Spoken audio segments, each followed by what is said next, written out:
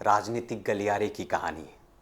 कहानी है एक कुर्सी और कई उलझनें, यानी कि वाइस प्रेसिडेंट का इस्तीफा। कहानी की शुरुआत होती है संसद भवन से। राजधानी दिल्ली की एक ठंडी सुबह थी। संसद भवन के भीतर हलचल थी, लेकिन सब कुछ रोज जैसा ही लग रहा था। तभी एक खबर बर्फ के तूफान की तरह पूरे देश में फैल गई। वो खबर थी जगदीप धनखड़, भारत के वाइस प्रेसिडेंट ने पद छोड़ दिया। अरे ऐसे कैसे हो सकता है? राज्यसभा के गलियारों में पत्रकारों की चहलकदमी बढ़ गई। सांसद आपस में सवाल करने लगे। अभी तो उन्होंने 2 साल भी पूरे नहीं किए थे। आखिर वजह क्या थी? आज हम इस कहानी को हम कुर्सी के द्वारा ही सुनेंगे, यानी वाइस प्रेसिडेंट की कुर्सी के द्वारा ये जुबानी। मैं हूं वो कुर्सी जिस पर देश के वाइस प्रेसिडेंट बैठते हैं। मेरा पहला साथी था डॉक्टर एस राधाकृष्णन। कितने गंभीर, कितने विद्वान। उन्होंने मुझे गर्व से सजाया। फिर वक्त बदला, कई नेता आए, सबकी अपनी छाप रही। एक राजनेता, एक न्यायविद, एक किसान का बेटा भी 2022 में आया।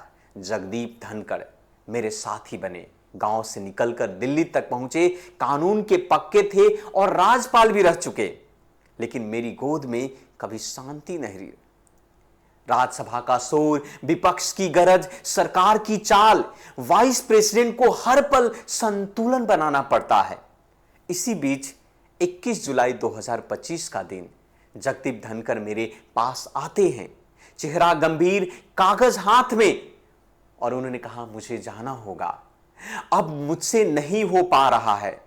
डॉक्टर ने आराम की सलाह दी है, पर क्या केवल बीमारी था?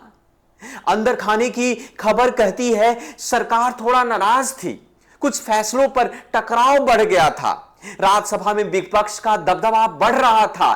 धनखड़ जी ने एक बड़े जज को हटाने की मांग पर वोट करवा दी। यह बात सरकार को ठीक नहीं लगी। अब संविधान की धड़कनें तेज हो चुकी है। देखो, संविधान कहता है कि वाइस प्रेसिडेंट अगर इस्तीफा दे तो सांसद नए चुनेंगे। दौड़ शुरू हो गई। सभी पार्टियां अपने हिसाब से जोड़ तोड़ करने लगी।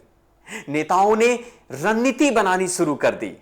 9 सितंबर 2025 नया चुनाव होगा। फिर मेरी गोद में कोई नया नेता बैठेगा। इतिहास में पहली बार ऐसा हुआ, आधे रास्ते में साथी ने मुझे छोड़ दिया। पहले वाइस प्रेसिडेंट या तो कार्यकाल पूरा करते थे या राष्ट्रपति बन जाते थे। धनखड़ जी मेरे पहले ऐसे शख्स जिन्होंने राजनीति तूफान, स्वास्थ्य और सत्ता के खेल में मेरी गोद को अचानक खाली कर दिया। अब सब इंतजार कर रहे हैं, कौन होगा अगला, कैसा होगा अगला, क्या फिर मेरी गोद में शांति आएगी? अब सवाल आपसे है, आप बताओ, क्या वाइस प्रेसिडेंट को फैसले लेते वक्त ज्यादा स्वतंत्र होना चाहिए?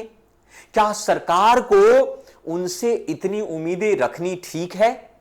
क्या जनता को भी चुनाव का अधिकार होना चाहिए?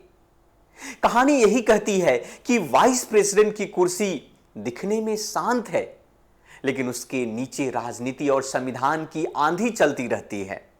कभी किसी एक फैसले पर संसद गरमा जाती है, कभी नेता के इस्तीफा से देश की राजनीति हिल जाती है। धनखड़ जी की कहानी, मेरी कहानी और आपके सवाल, बस यही लोकतंत्र है। अगर आपको ये कहानी पसंद आई हो तो कमेंट करके बताएं कि आगे किस पद की कहानी सुनना चाहेंगे। धन्यवाद।